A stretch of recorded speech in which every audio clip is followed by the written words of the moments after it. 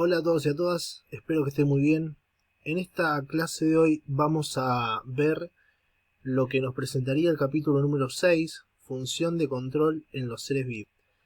Es un capítulo que cierra algunas cuestiones que estuvimos trabajando, más que nada hormonales y algunas de sistema nervioso en cuanto a los distintos tipos de organismos que estuvimos viendo a lo largo de los años que ustedes estuvieron en el colegio, ¿sí? Tanto en primero como en segundo ustedes vieron una gran variedad de organismos vivos y en este capítulo, bueno, cierran algunas de las cuestiones biológicas que tienen que ver con la regulación hormonal y la regulación nerviosa de los distintos organismos. Por ejemplo, cómo la regulación hormonal tiene incidencia en el crecimiento de una planta, cómo hay organismos que se desarrollan mediante picos hormonales, por ejemplo, de orugas hacia mariposas, los distintos sistemas nerviosos del reino animal, cómo hay muchas partes similares, por no decir iguales, no idénticas, pero sí iguales. Cuando digo iguales me refiero al mismo origen embrionario en distintos organismos, mamíferos, aves, reptiles, anfibios, peces. Que tenemos las mismas partes en el encéfalo, ¿sí? Todos los vertebrados compartimos lo mismo, pero en diferentes grados de desarrollo, si se me permite, con lo que cerraríamos algunas cosas que ustedes trabajaron en evolución el año anterior. O, por ejemplo, curiosidades en cuanto a por qué no es conveniente guardar juntas manzanas y zanahorias, ¿sí? Vayan y pueden leer esto, que es muy pero muy interesante, datos muy curiosos, quiero decir. Bien, vamos a saltear este capítulo. Si bien vamos a recuperar algunas cuestiones muy puntuales a medida que vayamos avanzando, lo vamos a dejar para más adelante si nos da el tiempo. Y nos vamos a meter directamente en el capítulo número 7, que habla de la expresión de información genética. ¿Por qué nos metemos acá directamente? Porque en la expresión de la información genética nos vamos a centrar en las capacidades que tiene el ADN, pero sobre todo las funciones y distintas características que hacen a esta molécula, pero sobre todo en esta molécula que la tengo acá resaltada, justamente por la importancia que le vamos a dar a las proteínas, ¿sí? Estas biomoléculas que son tan importantes en nuestro cuerpo. ¿Quiere decir que las proteínas son más importantes que el ADN? No, por supuesto que no. Quiere decir que en este capítulo le vamos a dar importancia relevante o relevancia, mejor dicho, a las proteínas. Sabemos que el ADN, a partir de otra molécula intermediaria, ARN, genera, produce, sintetiza proteínas, ¿sí? Y las proteínas las vamos a estudiar desde este punto, desde la importancia biológica. ¿Qué quiere decir que una biomolécula tenga importancia biológica? Bueno, justamente que participa de funciones esenciales en el cuerpo humano y en el cuerpo de todos los organismos vivos. Pero vuelvo a repetir la pregunta, ¿las proteínas son más importantes que el ARN o el ADN? Evidentemente no, sino sin ADN no existirían proteínas. Esto no es un camino de ida y vuelta por el momento. Entonces, repito, le vamos a dar importancia a nosotros, ¿sí? Pero sepamos que son igual de importantes unas y otras moléculas, o mejor dicho, biomoléculas. Una de las características que vamos a estudiar son las funciones que tienen las proteínas desde el punto de vista hormonal, ¿sí? Ustedes preguntarán, bueno, ¿qué tiene que ver todo esto con lo que venimos trabajando hasta ahora? Bueno, tiene mucho que ver si sabemos identificar dónde estuvimos trabajando con proteínas. Por ejemplo, la insulina es una proteína. Ustedes me dirán, profe, usted dijo que la insulina es una hormona. Bueno, la mayor parte de las hormonas son proteínas.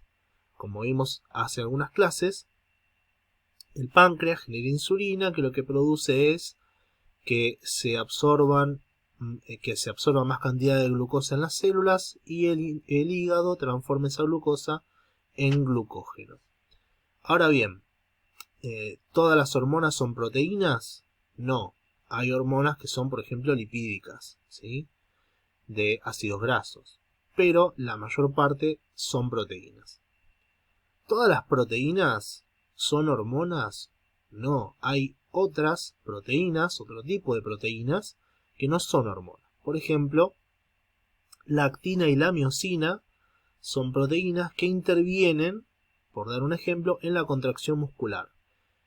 Y bueno, ¿qué tiene que ver esto con lo que veníamos viendo? Justamente cuando hablamos de estímulos y respuestas, reacciones de los organismos, hablamos de contracción y relajación muscular.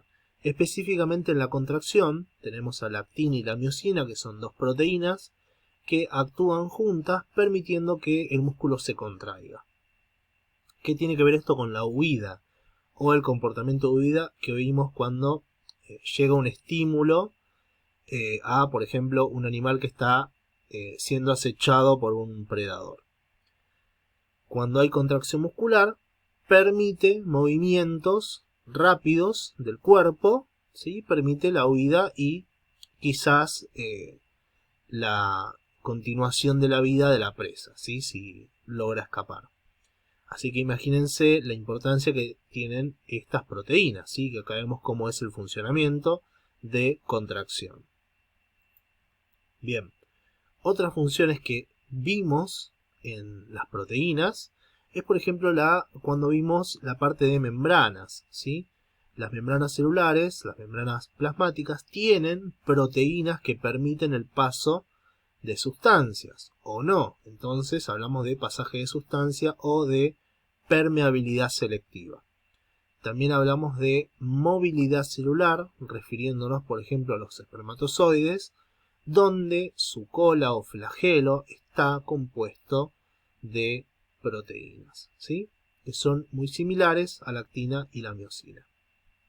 Permiten la contracción y relajación y esos movimientos característicos tipo látigo que permiten al espermatozoide, a esta célula sexual, desplazarse o, hablando con propiedad, nadar, digámoslo así, el tipo de locomoción de esta célula. Vamos a ver que hay otros tipos de proteínas también que están presentes por ejemplo, en el tejido sanguíneo. Tenemos acá otro ejemplo y tenemos acá otro ejemplo como el citoesqueleto, que también tienen mucha importancia, ¿sí? Vemos acá un ejemplo celular, vemos acá un ejemplo celular, pero más tirando a tejido, ¿sí? Porque todas en su conjunto son importantes. Y vemos acá un ejemplo macroscópico, ¿sí? Bien, estos son algunos ejemplos de la expresión de la información genética. Para terminar, volvemos a este cuadro y decimos, bueno, si las proteínas están implicadas en la insulina, en la absorción de glucosa, en la contracción muscular, en el pasaje de sustancias, en la movilidad de células, en la movilidad de una persona también, ¿no? Porque si hablamos de tejido muscular, están implicadas en las células, en los tejidos y en la parte macroscópica de la persona. Macroscópico me refiero a lo que se puede ver. Bueno, tienen un montón de funciones entonces. Tienen importancia biológica, como dijimos hace un rato, ¿sí? Tienen bastante importancia biológica.